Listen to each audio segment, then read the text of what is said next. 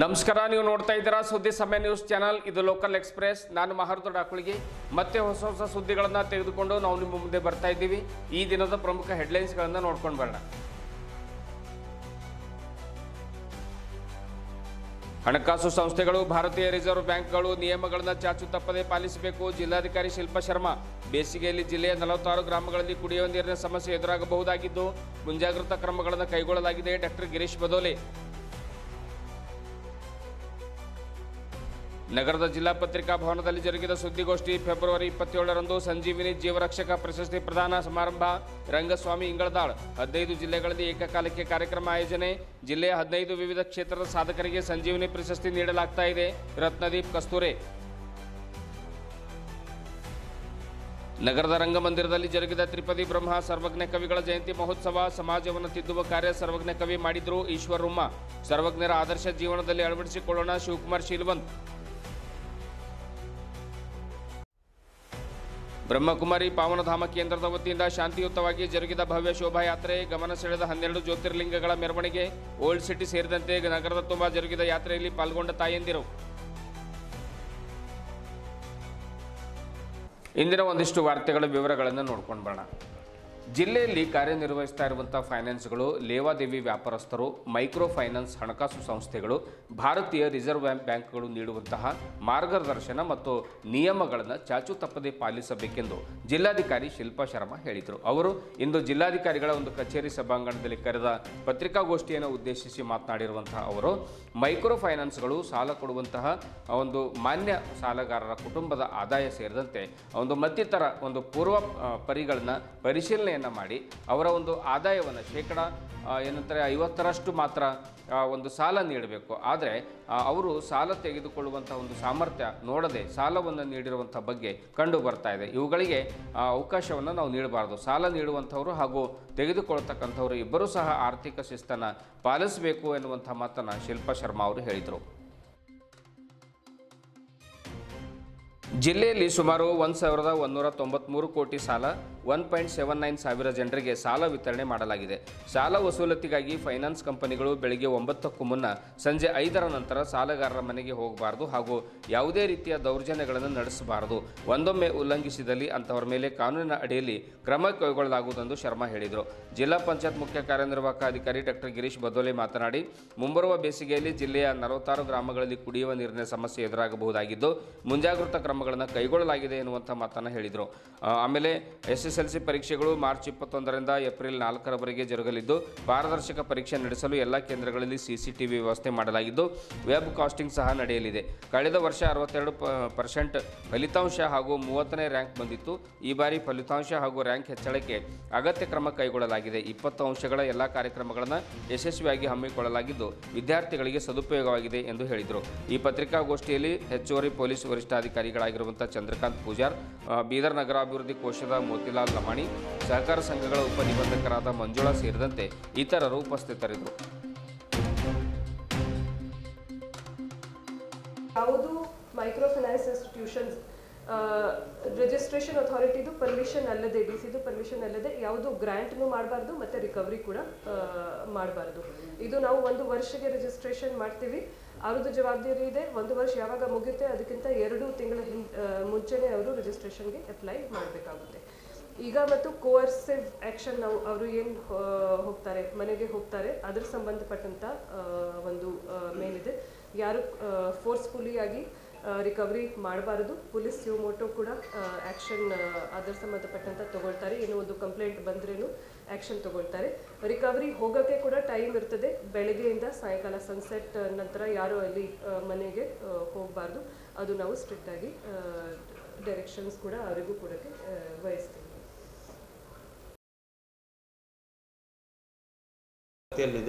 ಯಾಕಂದರೆ ಅಲ್ಲಿ ಸ್ವಲ್ಪ ಲೇಟಾಗಿ ಸ್ಟಾರ್ಟ್ ಆಗಿತ್ತು ಔರಾದ್ ಕಮಲ್ ನಗರ್ ಏರಿಯಾದಲ್ಲಿ. ಸೊ ಸಮಸ್ಯೆ ನಮಗೆ ಕುಡಿಯೋ ನೀರಿಂದು ಅಲ್ಲಿ ಕಂಡು ಬರುತ್ತೆ. ಮತ್ತು ಬಸವ ಕಲ್ಯಾಣಲ್ಲಿ 25 ಪ್ರಗತಿಯಲ್ಲಿದೆ, ಬಾಲ್ಕಿಯಲ್ಲಿ 38, ಬೀದರಲ್ಲಿ 54, ಹುಮ್ನಾಬಾದಲ್ಲಿ 24. ಸೊ ಇವು ಕೂಡ ಕಂಪ್ಲೀಟ್ ಮಾಡೋಕ್ಕೆ ಬೇಗನೆ ಆ್ಯಕ್ಷನ್ ತಗೋತೀವಿ. ತಿಂಗಳಲ್ಲಿ ಮಾಡಬೇಕಂತಿದೆ ಸರ್, 2 ವರ್ಷ ಆದರೂ ಕಂಪ್ಲೀಟ್ ಮಾಡಿಲ್ಲ. ಏನು ಕ್ರಮ ತೆಗೆದುಕೊಂಡ್ರಿ? ನೀರಿನ ಸಮಸ್ಯೆ ಬೇರೆ ಹೇಳ್ತೀರಾ? ಈಗ ಇದು ಪ್ರಗತಿಯಲ್ಲಿದೆ. ಕೆಲವೊಂದು ಬ್ಯಾಚ್ 4 ಅಂತ ವರ್ಕು 23ಯಲ್ಲಿ ಹಂಗೆ 23 ಎಂಡು ಹಂಗೆ ಸ್ಟಾರ್ಟ್ ಆಗಿದೆ. ಸೊ ಇನ್ನು ಬೇಗನೆ ಅದು ಕಂಪ್ಲೀಟ್ ಮಾಡೋಕ್ಕೆ ಕ್ರಮ ಕೈಗೊಳ್ತೀವಿ. ನಮ್ಮ RWS ಇಲಾಖೆಯಿಂದ ಕೂಡ ಕಾಂಟ್ರಾಕ್ಟರ್ಸ್ಗೆ ನೋಟಿಸ್ಗಳು ಕೊಟ್ಟು ಕೆಲಸ ಚುರುಕುಗೊಳಿಸೋಕ್ಕೆ ಕೂಡ ಒಂದು ಪ್ರಯತ್ನ ಮಾಡ್ತಾ ಇದ್ದೀವಿ. ಜೊತೆಗೆ ಒಂದು ಡೆಡ್ಲೈನ್ ಕೂಡ ಕೊಟ್ಟಿದ್ದೀವಿ. ಮಾರ್ಚ್ 25 ಡೆಡ್ಲೈನ್ ಇತ್ತು, ಅದರಲ್ಲಿ ಮ್ಯಾಕ್ಸಿಮಮ್ ವರ್ಕ್ ಕಂಪ್ಲೀಟ್ ಮಾಡ್ತೀವಿ. ಇನ್ನು ಅಥವಾ ಜೂನ್ 25 ಒಳಗಡೆ ಖಂಡಿತವಾಗ್ಲೂ ಕಂಪ್ಲೀಟ್ ಮಾಡೇ ಮಾಡ್ತೀವಿ. ಸರಿ, ನೀರಿನ ಸಮಸ್ಯೆಗೆ ಶಾಶ್ವತ ಪರಿಹಾರ ಈ ತಿಂಗಳ 27ರಂದು ಸಂಜೀವಿನಿ ಜೀವರಕ್ಷಕ ಟ್ರಸ್ಟ್ ವತಿಯಿಂದ ಸುಮಾರು ತುರ್ತು ಪರಿಸ್ಥಿತಿಗಳಲ್ಲಿ ಸಾಮಾನ್ಯ ಜನರ ನೆರವಿಗೆ ನಿಂತಹ ರಾಜ್ಯದ ಕಾರ್ಮಿಕ ಸಚಿವ ಸಂತೋಷ್ ಲಾಡ್ ಅವರ ಹುಟ್ಟುಹಬ್ಬವಾಗಿದ್ದರಿಂದ ಅಂದು ಅವರಿಗೆ ಗೌರವಪೂರ್ವಕವಾಗಿ ಅಭಿನಂದಿಸಲು ಸಂಜೀವಿನಿ ಜೀವನ ಟ್ರಸ್ಟ್ ವತಿಯಿಂದ ನೀಡಲ್ಪಡುವಂತಹ ಸಂಜೀವಿನಿ ಜೀವರಕ್ಷಕ ಪ್ರಶಸ್ತಿ ಪ್ರದಾನ ಸಮಾರಂಭವನ್ನು ಆಪತ್ ರಕ್ಷಕ ದಿನಾಚರಣೆ ಆಯೋಜನೆ ಕಾರ್ಯಕ್ರಮ ಹಮ್ಮಿಕೊಳ್ಳಲಾಗಿದೆ ಎಂದು ಟ್ರಸ್ಟ್ನ ಸಂಸ್ಥಾಪಕರಾಗಿರುವಂತಹ ಒಂದು ರಂಗಸ್ವಾಮಿ ಡಿ ಇಂಗಳದಾಳ್ ಅವರು ತಿಳಿಸಿದರು. ನಗರದ ಜಿಲ್ಲಾ ಪತ್ರಿಕಾ ಭವನದಲ್ಲಿ ಕರೆದ ಸುದ್ದಿಗೋಷ್ಠಿಯನ್ನು ಉದ್ದೇಶಿಸಿ ಮಾತನಾಡಿರುವಂತಹ ಅವರು ಈ ವರ್ಷ ರಾಜ್ಯದ ಬೀದರ್, ವಿಜಯಪುರ, ರಾಯಚೂರು, ಕೊಪ್ಪಳ, ವಿಜಯನಗರ, ಬಳ್ಳಾರಿ, ಚಿತ್ರದುರ್ಗ, ಹುಬ್ಬಳ್ಳಿ, ದಾವಣಗೆರೆ ಸೇರಿದಂತೆ ಹೀಗೆ ರಾಜ್ಯದ ಒಟ್ಟು 15 ಜಿಲ್ಲೆಗಳಲ್ಲಿ 27ರಂದು ಏಕಕಾಲಕ್ಕೆ ಈ ಕಾರ್ಯಕ್ರಮವನ್ನು ಆಯೋಜಿಸಲಾಗಿದೆ ಎನ್ನುವಂಥ ಮಾತನ್ನು ಕೂಡ ರಂಗಸ್ವಾಮಿ ಹೇಳಿದರು. ಆರೋಗ್ಯ, ಶೈಕ್ಷಣಿಕ, ಸಾಮಾಜಿಕ, ಮಾಧ್ಯಮಿಕ, ಕೃಷಿ, ಕೈಗಾರಿಕೆ ಸೇರಿದಂತೆ ವಿವಿಧ ಕ್ಷೇತ್ರದಲ್ಲಿ ಸಾಧನೆ ಮಾಡಿರುವಂಥ 15 ಜನ ಸಾಧಕರಿಗೆ ಈ ತಿಂಗಳ 27ರಂದು ನಗರದ ಕರ್ನಾಟಕ ಸಾಹಿತ್ಯ ಸಂಘದ ಸಾಂಸ್ಕೃತಿಕ ಸಭಾಂಗಣದಲ್ಲಿ ಬೆಳಗ್ಗೆ 11 ಗಂಟೆಗೆ ಸಂಜೀವಿನಿ ಜೀವರಕ್ಷಕ ಟ್ರಸ್ಟ್ ವತಿಯಿಂದ ಸಂಜೀವಿನಿ ಪ್ರಶಸ್ತಿ ಪ್ರದಾನ ಮಾಡಲಾಗುತ್ತಿದ್ದು, ಸಾಧಕರು ನಮ್ಮ ಬಳಿ ತಮ್ಮ ಸಾಧನೆಗೆ ಸಂಬಂಧಿಸಿದ ಅರ್ಜಿ ಜೊತೆಗೆ ಅಗತ್ಯ ಸಾಧಕ ದಾಖಲೆಗಳನ್ನು ಸಲ್ಲಿಸಬೇಕೆಂದು ಟ್ರಸ್ಟ್ ಜಿಲ್ಲಾಧ್ಯಕ್ಷ ರತ್ನದೀಪ್ ಕಸ್ತೂರೆ ತಿಳಿಸಿದರು.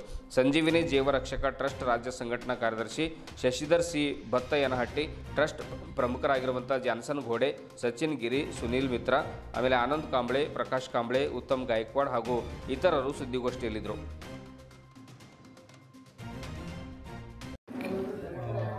ಈ ತಿಂಗಳು 27ರಂದು ಸಂತೋಷ್ ಲಾಡ್ ಹುಟ್ಟಿದಬ್ಬದ ಪ್ರಯುಕ್ತ ಆಪತ್ ರಕ್ಷಕ ದಿನಾಚರಣೆಗೆ ಆಚರಣೆ ಮಾಡ್ತಾ ಇದ್ವಿ. ಅದು ನಮ್ಮ ಟ್ರಸ್ಟಿಂದ, ಯಾಕಂದರೆ ಅವರು ಕೂಡ ಈಗ ನಮ್ಮ ಟ್ರಸ್ಟಿನ ಪ್ರಶಸ್ತಿಗೆ ಭಾಜನರಾಗಿರೋದ್ರಿಂದ ಅವ್ರ ಕಾರ್ಯಕ್ರಮನ ನಾವು ಹುಟ್ಟುಹಬ್ಬದಿಂದ ಚಾಲನೆ ಕೊಡ್ಕೊಳ್ಳೋಣ. ಎಷ್ಟು ಗಂಟೆಗೆ ಇದೆ ಅದು? ಸರ್ 11 ಗಂಟೆ ಸ್ಟಾರ್ಟ್ ಆಗುತ್ತೆ. ಟೋಟಲ್ ಎಷ್ಟು ಪ್ರಶಸ್ತಿಗಳಿವೆ, ಯಾರ್ಯಾರಿಗೆ ಆಯ್ಕೆ ಮಾಡಿದ್ರಿ, ಯಾವ ಕ್ಷೇತ್ರ? ಪ್ರಶಸ್ತಿನ ಕೊಡ್ತಾ ಇದ್ವಿ ಸರ್. ಒಟ್ಟು ಎಲ್ಲ ಕ್ಷೇತ್ರದಲ್ಲೂ ಸಾಧನೆ ಮಾಡಿರೋಂಥವ್ರನ್ನ ಗುರುತಿಸಿ ಸನ್ಮಾನಿಸಿ ಅವ್ರನ್ನೂ ಕೂಡ ಸಮಾಜಕ್ಕೆ ಇನ್ನೂ ಹೆಚ್ಚೆಚ್ಚಿನದಾಗಿ ಕೆಲಸ ಮಾಡಲಿ ಅನ್ನೋದು ಒಂದು ಪ್ರೋತ್ಸಾಹ ದೃಷ್ಟಿಯಿಂದ ಕೆಲಸ ಮಾಡ್ತೀವಿ.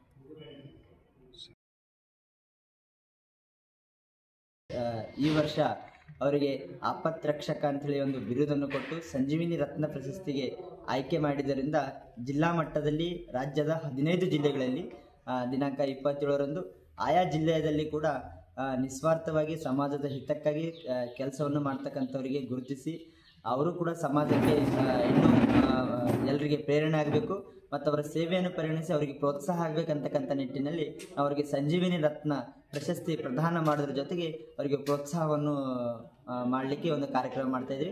ಜಿಲ್ಲೆಯ ಮಹಾಜನತೆ ನಮ್ಮ ಕಾರ್ಯಕ್ರಮಕ್ಕೆ ಹೆಚ್ಚಿನ ಸಂಖ್ಯೆಯಲ್ಲಿ ಬಂದು ಈ ಒಂದು ಕಾರ್ಯಕ್ರಮಕ್ಕೆ ಯಶಸ್ವಿಗೊಳಿಸಬೇಕಾಗಿ ವಿನಂತಿ ಮಾಡ್ಕೊತಾ ಇದ್ದೀವಿ. ತ್ರಿಪದಿ ಬ್ರಹ್ಮ ಸರ್ವಜ್ಞ ಕವಿಗಳನ್ನು ತೆಲುಗಿನ ವೇಮನ, ಕಬೀರದಾಸ, ರಾಮದಾಸರನ್ನು ಹೋಲಿಸ್ತಾರೆ. ಸರ್ವಜ್ಞ ಒಬ್ಬ ಸ್ವತಂತ್ರ ಕವಿಗಳಾಗಿದ್ದರು, ಕ್ರಾಂತಿಕಾರಿ ಮತ್ತು ಸಮಾಜ ಸುಧಾರಕರಾಗಿದ್ದರು. ಅವರು ಬರೆದ ತ್ರಿಪದಿಗಳು ಮಾನವನ ಜೀವನ ಸಾರ್ಥಕಗೊಳಿಸುತ್ತವೆ. ಸಮಾಜದ ಓರೆಕೋರೆಗಳನ್ನು ತಿದ್ದುವಂಥ ಕಾರ್ಯ ತಮ್ಮ ತ್ರಿಪದಿಯ ಮೂಲಕವಾಗಿ ಅವರು ಮಾಡಿದ್ದಾರೆ ಎಂದು ಅಧ್ಯಾಪಕ ಹಾಗೂ ಯುವ ಸಾಹಿತಿ ಈಶ್ವರ್ ರೊಮ್ಮ ತಿಳಿಸಿದರು. ನಗರದ ಒಂದು ಜಿಲ್ಲಾ ರಂಗಮಂದಿರದಲ್ಲಿ ಜಿಲ್ಲಾಡಳಿತದ ವತಿಯಿಂದ ಜರುಗಿರುವಂತಹ ತ್ರಿಪದಿ ಬ್ರಹ್ಮ ಸರ್ವಜ್ಞ ಅವರ ಒಂದು ಜಯಂತಿ ಉತ್ಸವದಲ್ಲಿ ವಿಶೇಷ ಉಪನ್ಯಾಸವನ್ನು ನೀಡಿ ಅವರು ಮಾತನಾಡ್ತಾರೆ. 12ನೇ ಶತಮಾನದ ನಂತರ ಸರ್ವಜ್ಞ ಕವಿಗಳಿದ್ರು ಅನ್ನೋದಕ್ಕೆ ಹಲವಾರು ಬಾರಿ ಅವರು ತಮ್ಮ ಒಂದು ತ್ರಿಪದಿಗಳಲ್ಲಿ ಬಸವಣ್ಣನವರ ಹೆಸರನ್ನು ಉಲ್ಲೇಖ ಮಾಡ್ತಾರೆ. ಆಡು ಮುಟ್ಟದ ಸೊಪ್ಪಿಲ್ಲ, ಸರ್ವಜ್ಞ ಹೇಳದ ಮಾತಿಲ್ಲ ಎನ್ನುವಂತೆ ಎಲ್ಲ ಕ್ಷೇತ್ರಗಳ ಕುರಿತು ತಮ್ಮ ತ್ರಿಪದಿಯಲ್ಲಿ ಅವರು ಪ್ರತಿಪಾದನೆಯನ್ನು ಮಾಡಿದ್ದಾರೆ. ಮಹಿಳೆಯರ ಬಗ್ಗೆ ತಮ್ಮ ತ್ರಿಪದಿಯಲ್ಲಿ ಹೊಗಳಿದ್ದು ಅವರ ಬಗ್ಗೆ ಅಪಾರವಾಗಿರ್ತಕ್ಕಂಥ ಒಂದು ಗೌರವವನ್ನು ಕೂಡ ತೋರಿಸಿದ್ದಾರೆ. ಅವರು ಬರೆದಿರ್ತಕ್ಕಂಥ ಒಂದು ತ್ರಿಪದಿಗಳೇ ಆ ಒಂದು ಮಹಿಳೆಯರ ಬಗ್ಗೆ ಅವರಲ್ಲಿ ಒಂದು ಗೌರವ ಇತ್ತು ಅನ್ನುವಂಥ ಮಾತನ್ನು ಅಲ್ಲಿ ತೋರಿಸ್ಕೊಡ್ತದೆ ಅನ್ನುವಂಥ ಮಾತನ್ನು ರೊಮ್ಮ ಅವರು ಹೇಳಿದರು. ತಮ್ಮ ತ್ರಿಪದಿಗಳಲ್ಲಿ ಮೌಢ್ಯತೆ, ಕಂದಾಚಾರ ಮತ್ತು ಮೂಢ ಸಂಪ್ರದಾಯಗಳ ಕುರಿತು ತಿಳಿಸಿದ್ದಾರೆ. ಅವುಗಳ ವಿರುದ್ಧ ಹೋರಾಟ ಮಾಡಿದ್ದಾರೆ. ಗುರು ಪರಂಪರೆಯನ್ನು ಗೌರವಿಸುತ್ತಿದ್ದ ಅವರು ಗುರುವಿಗೆ ಮಿಗಿಲಾದ ವ್ಯಕ್ತಿ ಮತ್ತೊಬ್ಬರಿಲ್ಲ ಎನ್ನುವ ಶಬ್ದ ಸಾರಿ ಸಾರಿ ಹೇಳಿದ್ದಾರೆ. ಭಾವ ಶುದ್ಧೀಕರಣ ಮಾಡಿಕೊಳ್ಳಬೇಕೆಂದು ತಿಳಿಸಿದ್ದಾರೆ ಎಂದು ರುಮ್ಮ ಹೇಳಿದರು. ಅಪರ ಜಿಲ್ಲಾಧಿಕಾರಿ ಶಿವಕುಮಾರ್ ಶೀಲವಂತ್ ಅವರು ಮಾತನಾಡಿ, ಚಿಕ್ಕ ಚಿಕ್ಕ ಸಮಾಜದವರು ಒಂದಾಗಲೆಂದು ಅವರಲ್ಲಿ ಐಕ್ಯತೆ ಮೂಡಲೆಂದು ಸರ್ಕಾರ ಶರಣರ ಸಂತರ ಜಯಂತಿಗಳನ್ನು ನಿರಂತರವಾಗಿ ಆಚರಣೆ ಮಾಡಿಕೊಂಡು ಬರ್ತಾ ಇದೆ. ಇದರ ಸದುಪಯೋಗ ಪಡೆದುಕೊಳ್ಳಬೇಕು. ತಮ್ಮ ತಮ್ಮ ಮಕ್ಕಳಿಗೆ ಶಿಕ್ಷಣ ಕೊಡಿಸಬೇಕು, ಜಾಗೃತರಾಗಬೇಕು ಅನ್ನುವಂಥ ಮಾತನ್ನು ಹೇಳಿದರು. ಇದೇ ವೇಳೆ ವೇದಿಕೆ ಮೇಲೆ ಕನ್ನಡ ಮತ್ತು ಸಂಸ್ಕೃತಿ ಇಲಾಖೆಯ ಸಹಾಯಕ ನಿರ್ದೇಶಕ ಸಿದ್ದರಾಮ್ ಶಿಂದೆ, ಕರ್ನಾಟಕ ಜಾನಪದ ಅಕಾಡೆಮಿ ಸದಸ್ಯ ವಿಜಯಕುಮಾರ್ ಸೋನಾರೆ, ವಿಠಲ್ ಕುಂಬಾರ್, ಪವನ್ ಕುಮಾರ್ ಕುಂಬಾರ್, ಶಂಕರ್ ಶೆಟ್ಟಿ, ಮಲ್ಲಿಕಾರ್ಜುನ್ ಕುಂಬಾರ್, ಚನ್ನಬಸವ ಹೆಡೆ ಸೇರಿದಂತೆ ಅನೇಕರು ಉಪಸ್ಥಿತರಿದ್ದರು. ಮಲ್ಲಿಕಾರ್ಜುನ್ ಸ್ವಾಮಿ ಹಾಗೂ ಸಂಗಡಿಗರಿಂದ ವಚನ ಗಾಯನ ಜರುಗಿತು. ಸಮಾಜದ ಮಹಿಳೆಯರಿಂದ ಆಕರ್ಷಕ ಕೋಲಾಟ ಜರುಗಿತು. ಕೊನೆಯಲ್ಲಿ ಶಿಕ್ಷಣದಲ್ಲಿ ಅತ್ಯುತ್ತಮ ಸಾಧನೆಗೈದ ಸಮಾಜದ ಮಕ್ಕಳಿಗೆ ಸನ್ಮಾನಿಸಲಾಯಿತು.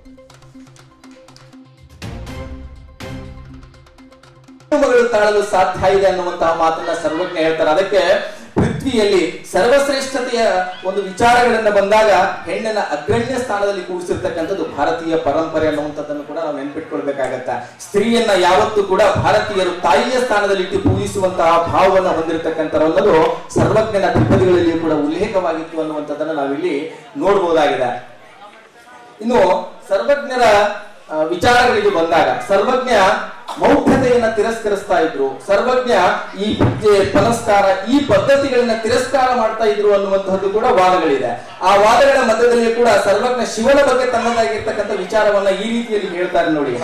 ಎಲ್ಲವೂ ಶಿವನೆಂದೆರಳೆಲು ಭಯವೂ ಎಲ್ಲರೂ ಶಿವನೇ ನೆನೆದರೆ ಕೈಲಾಸವಿಲ್ಲೇ ಇರುವುದು ಸರ್ವಜ್ಞ ಅಂತ ಹೇಳ್ತಾರೆ. ಅಂದ್ರೆ ಎಲ್ಲರಲ್ಲಿ ಶಿವನನ್ನ ಕಾಣುವಂತಹ ವಿಚಾರವನ್ನು ಯಾರಲ್ಲಿರುತ್ತೋ, ಒಂದು ದೇವಸ್ಥಾನದಲ್ಲಿ ಇರತಕ್ಕಂತಹ ಒಂದು ಪೂಜನೀಯ ಭಾವದಿಂದ ಪೂಜಿಸಲ್ಪಡುವಂತಹ ಒಂದು ಮೂರ್ತಿಯಲ್ಲಿ ಮಾತ್ರ ನೀವು ಶಿವನನ್ನ ನೋಡಬಲ್ಲಿರೋ, ಅಥವಾ ಸರ್ವ ಜಗತ್ತಿನ ಎಲ್ಲ ಜೀವರಾಶಿಗಳಲ್ಲಿ ಕೂಡ ಶಿವನನ್ನು ನೋಡಬಲ್ಲಿರೋ, ಅದನ್ನ ನೀವು ನಿಮ್ಮನ್ನ ನೆನಪಿಸಿಕೊಳ್ಳಿ. ಸಕಲ ಜೀವರಾಶಿಗಳಲ್ಲಿ ಶಿವನನ್ನ ನೋಡುವನಿಗೆ ಶಿವದರ್ಶನವಾಯಿತು ಎನ್ನುವಂತಹ ಮಾತನ್ನ ಸರ್ವಜ್ಞರು ಹೇಳ್ತಾರೆ. ಶಿವನ್ ಎಲ್ಲಿದ್ದಾನೆ ಅಂದ್ರೆ ನಮ್ಮೆಲ್ಲರಲ್ಲಿ ಅಡಗಿದ್ದಾನೆ, ನಮ್ಮ ಮಧ್ಯದಲ್ಲಿಯೇ ಶಿವನಿದ್ದಾನೆ ಅನ್ನುವಂತಹ ಮಾತನ್ನ ಸರ್ವಜ್ಞರು ಹೇಳ್ತಾರೆ ಅನ್ನುವಂಥದ್ದನ್ನು ನಾವು ನೋಡಬಹುದಾಗಿದೆ. ಅದೇ ರೀತಿ ವ್ಯವಸಾಯಕ್ಕೆ ಸಂಬಂಧಪಟ್ಟಂತೆ ನಾವು ಇವತ್ತಿನ ಆಧುನಿಕ ವ್ಯವಸಾಯ ವ್ಯವಸ್ಥೆಯಲ್ಲಿ ಇದ್ದೀವಿ. ಆಧುನಿಕ ಕೃಷಿ ಪದ್ಧತಿಗಳನ್ನು ಅನುಸರಿಸ್ತಾ ಇದ್ದೀವಿ. ಆ ಆಧುನಿಕ ಕೃಷಿ ಪದ್ಧತಿಗಳ ಮುಂದೆಯೂ ಕೂಡ ಸರ್ವಜ್ಞರು ಎಷ್ಟು ಅದ್ಭುತವಾಗಿ ಹೇಳ್ತಾರೆ. ನಾವು ಇವತ್ತು ಸಾವಯವ ಕೃಷಿಯನ್ನ ಮಾಡಬೇಕಾದ್ರೆ ಎಷ್ಟು ಕಷ್ಟ ನೋವುಗಳನ್ನು ಅನುಭವಿಸ್ತಾ ಇದ್ದೀವಿ. ಅನೇಕ ಸರ್ಕಾರ ಯೋಜನೆಗಳನ್ನು ನಿರ್ಮಾಣ ಮಾಡ್ತಾ ಇದೆ. ಸಾವಯವ ಕೃಷಿಯ ಬೆಳವಣಿಗೆ ಆಗಬೇಕು, ಸಾವಯವ ಕೃಷಿಯನ್ನು ಮಾಡಬೇಕು, ಯಾವುದೇ ಮದ್ದುಗಳ ಸಿಂಪಡಣೆ ವಿಷ ಸಿಂಪಡಣೆಯನ್ನ ಮಾಡಬಾರದು ಅನ್ನುವಂತಹ ಎಲ್ಲ ಮಾತಾಡಿದರೆ ಅವನು ಕೂಡ ಇಲ್ಲಿವರೆಗೂ ನಾವು ನೆನೆಸ್ಕೊಂಡು ಹೋಗ್ತೀವಿ. ಸೊ ತನ್ನ ಹತ್ರ ಜನರಿಗೆ ಉದ್ಧಾರ ಆಗ್ಬೇಕನ್ನುವಂಥ ಒಂದು ವಿಚಾರ ಮಾತ್ರ ಇಟ್ಕೊಂಡು ತನಗೇನು ಆಗಬೇಕಾಗಿದೆ ಅನ್ನುವಂಥದ್ದು ಬದಿಗಿಟ್ಟು ಅದನ್ನೇನು ವಿಚಾರಗಳು ಹೇಳ್ಕೊತ ಹೋಗ್ತಾರೆ ಅಂಥವ್ರಿಗೆ ಮಾತ್ರ ಈ ಕಾಲ ಈ ಜಗತ್ತಿರುವವರೆಗೂ ಕೂಡ ಅವರ ಒಂದು ನಂಬಿಕೆ, ಅವ್ರನ್ನ ನೆನೆಸ್ಕೊಳ್ಳುವಂಥ ಒಂದು ಭಾಗ್ಯ ಎಲ್ಲ ಜನರಿಗೆ ಸಿಗುತ್ತೆ. ನಿಸ್ವಾರ್ಥ ಅಂತಂದ್ರೆ ಭಾಳ ಕಷ್ಟ ಇದೆ ರೀ. ಈ ಜಯಂತ್ಯೋತ್ಸವ ಕಾರ್ಯಕ್ರಮದಲ್ಲಿ ನಾವು ಬಂದು ಕೂತಿದ್ದೀವಿ, ಆದ್ರೂ ಕೂಡ ನಮ್ಮದು ಸ್ವಾರ್ಥ ಎಲ್ಲೋ ಇರ್ತೈತೆ. ಎಲ್ಲೋ ಏನೋ ಆಗಬೇಕಾಗಿದೆ, ಎಲ್ಲೋ ಏನೋ ಬರಬೇಕಾಗಿದೆ ಅನ್ನುವಂಥದ್ದು ಇದ್ದೇ ಇರುತ್ತೆ. ಸೊ ಅದನ್ನೆಲ್ಲ ಬದಿಗಿಟ್ಟು ಮುಂದೆ ವಿಚಾರ ಇಟ್ಟು ಬರಬೇಕಾದ್ರೆ ಆ ಸಮಾಜ ಮುಂದೆ ಬರುತ್ತೆ. ಆ ಸಮಾಜದಲ್ಲಿ ನಿಸ್ವಾರ್ಥ ಇರುವಂಥ ಒಂದು ಸ್ವಲ್ಪ ಜನರನ್ನ ಇರಬೇಕಾಗುತ್ತೆ ಆ ಸಮಾಜ ಮುಂದೆ ಬರಬೇಕಾದ್ರೆ. ಸೊ ಆ ಕಾರಣಕ್ಕಾಗಿ ಪ್ರತಿಯೊಂದು ಜಯಂತ್ಯೋತ್ಸವದಲ್ಲಿ ಇದನ್ನೇ ನಾನು ಉಲ್ಲೇಖ ಮಾಡ್ತಾ ಇರ್ತೀನಿ. ಕೆಲವೊಂದು ಸಮಾಜಗಳು ಮುಂದೆ ಬರಬೇಕಾದ್ರೆ ಅದರಲ್ಲಿ ಆ ಸಮಾಜ ಮುಂದೆ ಬರಬೇಕು ಅಂತ ಒಂದು ನಿಸ್ವಾರ್ಥ ಸೇವೆನಿಟ್ಟು ಯಾರು ಕೆಲಸ ಕೈಗೊಳ್ತಾರೆ, ಯಾರಾದರೂ ಒಬ್ರು ಬೇಕೇ ಬೇಕ್ರಿ. ಎಲ್ಲಾದರೂ ಸ್ವಾರ್ಥ ಇಟ್ಕೊಂಡು ನಾ ಸಮಾಜ ಮುಂದೆ ತರ್ತೀನಿ ಅಂತಂದ್ರೆ ಅದನ್ನ ಸಾಧ್ಯನೇ ಇಲ್ಲ. ಸೊ ಯಾರಾದರೂ ಇಂಥ ಒಂದು ದೊಡ್ಡ ಸಮಾಜದಲ್ಲಿ ನಿಸ್ವಾರ್ಥ ಇಟ್ಕೊಂಡು ಆ ಸಮಾಜ ಮುಂದೆ ಬರಬೇಕು ಅನ್ನುವಂಥ ಇಚ್ಛೆ ಉಳ್ಳುವಂಥವ್ರು ಇದ್ರೆ ಮಾತ್ರ ಆ ಸಮಾಜನ ಮುಂದೆ ಹೋಗುತ್ತೆ. ಸೊ ಇವತ್ತು ಮುಂಜಾನೆ ಈ ಸಮಾಜದವರು ಪ್ರತಿ ವರ್ಷದಂತೆ ಈ ವರ್ಷವೂ ಕೂಡ ಜೆಪಿ ನಗರದಲ್ಲಿರುವಂತಹ ಪ್ರಜಾಪಿತ ಬ್ರಹ್ಮಕುಮಾರಿ ಈಶ್ವರೀಯ ವಿಶ್ವವಿದ್ಯಾಲಯ ಪಾವನಧಾಮ ಕೇಂದ್ರದ ವತಿಯಿಂದ ಮಹಾಶಿವರಾತ್ರಿ ಹಬ್ಬದ ಪ್ರಯುಕ್ತ ನಗರದಲ್ಲಿ ಭವ್ಯ ಶೋಭಾಯಾತ್ರೆ ಜರುಗಿತು. ಈ ವರ್ಷ ವಿಶೇಷವಾಗಿ 12 ಕಾರಿನಲ್ಲಿ ಅಂದರೆ ಒಂದೊಂದು ಕಾರಿನಲ್ಲಿ ಒಂದೊಂದು ಜ್ಯೋತಿರ್ಲಿಂಗಗಳನ್ನಿಟ್ಟು ಒಟ್ಟು 12 ಕಾರಿನಲ್ಲಿ 12 ಜ್ಯೋತಿರ್ಲಿಂಗಗಳ ದರ್ಶನವನ್ನು ಒಂದು ನಗರದ ಜನತೆಗೆ ಮಾಡಿಸಿದರು. ಜ್ಯೋತಿರ್ಲಿಂಗಗಳ ಬಗ್ಗೆ ಜನತೆಗೆ ಅಪಾರವಾಗಿರ್ತಕ್ಕಂಥ ಭಕ್ತಿ, ಪ್ರೀತಿ, ನಂಬಿಕೆ ಇರೋ ಥರ ಈ ವರ್ಷ ವಿಶೇಷವಾಗಿ ಮೆರವಣಿಗೆಯನ್ನು ಮಾಡಲಾಯಿತು. ಈ ಶೋಭಾಯಾತ್ರೆ ಜೆಪಿ ನಗರದ ಬ್ರಹ್ಮಕುಮಾರಿ ಪಾವನಧಾಮ ಕೇಂದ್ರದಿಂದ ಆರಂಭವಾಗಿ ಸಿದ್ಧಾರ್ಥ ಕಾಲೇಜು, ಅಂಬೇಡ್ಕರ್ ವೃತ್ತ, ಓಲ್ಡ್ ಸಿಟಿಯ ಗವಾನ್ ಚೌಕ್, ಚೌಬಾರ, ಒಂದು ಬಸವೇಶ್ವರ ವೃತ್ತ, ಭಗತ್ ಸಿಂಗ್ ವೃತ್ತ, ಶಿವಾಜಿ ವೃತ್ತದ ಮುಖಾಂತರವಾಗಿ ಸಾಯಿ ಶಾಲೆ ಆವರಣದವರೆಗೆ ಅದು ತಲುಪಿತು. ಭಕ್ತಿಗೀತೆಗಳನ್ನು ಹಾಡುತ್ತಾ ಶ್ವೇತವರ್ಣದ ಉಡುಗೆಗಳನ್ನು ತೊಟ್ಟ ಮಹಿಳೆಯರು ಸಾಲಾಗಿ ಶಿಸ್ತಿನಿಂದ ಯಾತ್ರೆಯಲ್ಲಿ ಪಾಲ್ಗೊಂಡಿದ್ದು ವಿಶೇಷವಾಗಿತ್ತು. ಫೆಬ್ರವರಿ 21ರಿಂದ 23ರವರೆಗೆ ನಗರದ ಸಾಯಿ ಶಾಲೆ ಆವರಣದಲ್ಲಿ ರಾಜಸ್ಥಾನದ ಮೌಂಟ್ ಅಬುದಿಂದ ಆಗಮಿಸಲಿರುವಂಥ ಅಂತಾರಾಷ್ಟ್ರೀಯ ಉಪನ್ಯಾಸಕರಾದ ಡಾಕ್ಟರ್ ಶಕ್ತಿರಾಜ್ ಭಾಯ್ ಅವರು ಸಾಯಿ ಶಾಲೆ ಆವರಣದಲ್ಲಿ ವಿಶೇಷ ಉಪನ್ಯಾಸವನ್ನು ನೀಡಲಿದ್ದಾರೆ. ಅಲ್ಲದೆ ಶಾಸ್ತ್ರೀಯ ಸಂಗೀತ ಮತ್ತು ಯುವಕರಿಗಾಗಿ ವಿಶೇಷ ಉಪನ್ಯಾಸ ಕಾರ್ಯಕ್ರಮಗಳು ಜರುಗಲಿವೆ. ಇದರ ಸದುಪಯೋಗ ಪಡೆದುಕೊಳ್ಳಬೇಕೆಂದು ಶೋಭಾಯಾತ್ರೆಯಲ್ಲಿ ಪಾಲ್ಗೊಂಡ ಬ್ರಹ್ಮಕುಮಾರಿ ಈಶ್ವರೀಯ ವಿಶ್ವವಿದ್ಯಾಲಯ ಪಾವನಧಾಮ ಕೇಂದ್ರದ ಬಿಕೆ ಗುರುದೇವಿ ಬೆಹಂಜಿ ತಿಳಿಸಿದರು. ಇದೇ ವೇಳೆ ಕೇಂದ್ರದ ಸಂಚಾಲಕರಾದ ಬಿಕೆ ಪ್ರತಿಮಾ ಬೆಹಂಜಿ ಸೇರಿದಂತೆ ಹಲವರು ಉಪಸ್ಥಿತರಿದ್ದರು.